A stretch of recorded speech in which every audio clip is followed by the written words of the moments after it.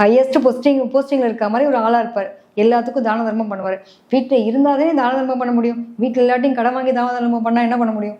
அப்போ ஒய்ஃப் எப்படி என்ன பண்ணுவாங்க? அந்த அளவுக்கு புரிஞ்சுக்கக்கூடிய ஒரு லவ் லைஃப் கிடச்சா இவங்க கொடுத்து வச்சவங்க. இவங்களுக்கு 6, 8, 12 யாராவது லைஃப் பார்ட்னர் அமைஞ்சிட்டாங்க அப்படின்னா முடிஞ்ச ஜோலி. ஒன்றுமே பண்ண முடியாது. புரிஞ்சுக்கக்கூடிய நிலையே இருக்காது. இதனாலேயே மிஸ் அண்டர்ஸ்டாண்டிங் வர்றது, நிறைய பிரச்சனை பிரிவினை சந்திக்கிறது, கோர்ட் கேஸ் போகிறதெல்லாம் யார் அப்படின்னா சிம்மத்தில் பிறந்தவங்களுக்கு தான். ஸோ சிம்மத்தில் பிறந்தவங்களுக்கு பொறுத்த வரைக்கும் என்னென்னா, அந்த குழந்தை பாக்கியம் அப்படின்ற ஒரு விஷயம் ரொம்ப இம்பார்ட்டண்ட்டுங்க. அதனாலேயே கூட சில பேருக்கு எனக்கு குழந்தை பிடிக்கல, குழந்தைக்கான ஆசை இருக்குது. கரெக்டாக இந்த சிம்மத்தில் பிறந்தவங்களுக்கு குழந்தைகளுக்காகவே தன்னோட வாழ்க்கை டெடிகேட் பண்ணி வாழணும்னு நினைக்கக்கூடிய நபராக இருப்பாங்க. எனக்கு குழந்தை மேலே ஆசையே கிடையாது, நான் குழந்தை பெற்றுக்க மாட்டேன், குழந்தை எடுத்து வளர்க்கலான்ற அளவுக்கு இருக்கக்கூடிய நபர்களாகவும் இருப்பாங்க. இந்த மாதிரி ஒரு குழந்தை சம்மந்தப்பட்ட இல்லை குழந்தைக்காகவே என் வாழ்க்கையை டெடிகேட் பண்ணுறன்ற அளவுக்கு இவங்களுக்குலாம் லவ் லைஃப் ஒரு மாதிரியாக போகும். ஆஃப்டர் தட் குழந்தை வந்ததுக்கப்புறம் பெருசாக அந்த அட்டாச்மெண்ட் இருக்காது. நிறைய பேருக்கு அந்த தன்மை இருக்கும். இது எத்தனை பேருக்கு இருக்குன்றதை பார்த்து சொல்லுங்கள். ஏன்னா 2ஆம் இடத்துலேயே பார்த்தீங்கன்னா புதன் உச்சமாகக்கூடிய ஒரு தன்மை இருக்கும். ஸோ இவங்களுக்கு ரொம்ப பிஸி ஷெடியூலாக இவங்களை வேறு மாதிரி ட்ரைவர் பண்ணிக்கக்கூடிய நிலை இருக்கும். ஒன்றுக்கு மேற்பட்ட காதலை போய் மாற்றக்கூடிய தன்மையும் இருக்குது. ஏன்னா அன்பு கிடைக்க வேண்டிய இடத்துல கரெக்டாக கிடைக்கலன்ற பட்சத்தில் பழைய காதலை திரும்பி பார்க்கக்கூடிய நிலை.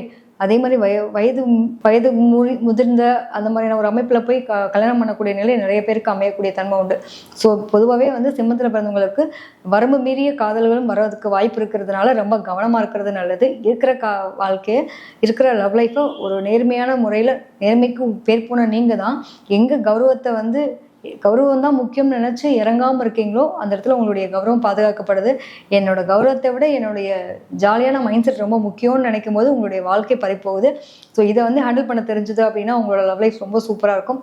ஸோ உங்களுடைய காதல் வாழ்க்கை மோதலாக போகிறதுக்கும் வாய்ப்பு இருக்கிறதுனால மோதல் வேண்டாம். என்னோட காதல் வாழ்க்கை ரொம்ப பிரகாசமான ஒரு காதல் வாழ்க்கையாக இருக்கட்டும், ஒரு புதுமையான காதல் வாழ்க்கையாக இருக்கட்டும் நீங்கள் நினச்சிங்க அப்படின்னா உங்களோட லவ் லைஃப்பை ரொம்ப சூப்பராக ஹேண்டில் பண்ணி கொண்டு போங்க. விட்டு கொடுங்க, பொறுமை நிதானத்தை கடைப்பிடிங்க, அன்பு பரிமாறுங்க, ஆசையான ஒரு விஷயங்களுக்கான ஒரு தருணத்தை உருவாக்குங்க. டெஃபினட்டாக உங்களோட லவ் லைஃப் சூப்பராக இருக்குங்க. ஸோ சிம்மத்தை பிறந்த உங்களுடைய லவ் லைஃப் எப்படி இருக்குது அப்படின்றத ஒரு விளக்கம் கொடுத்துருக்கேன்.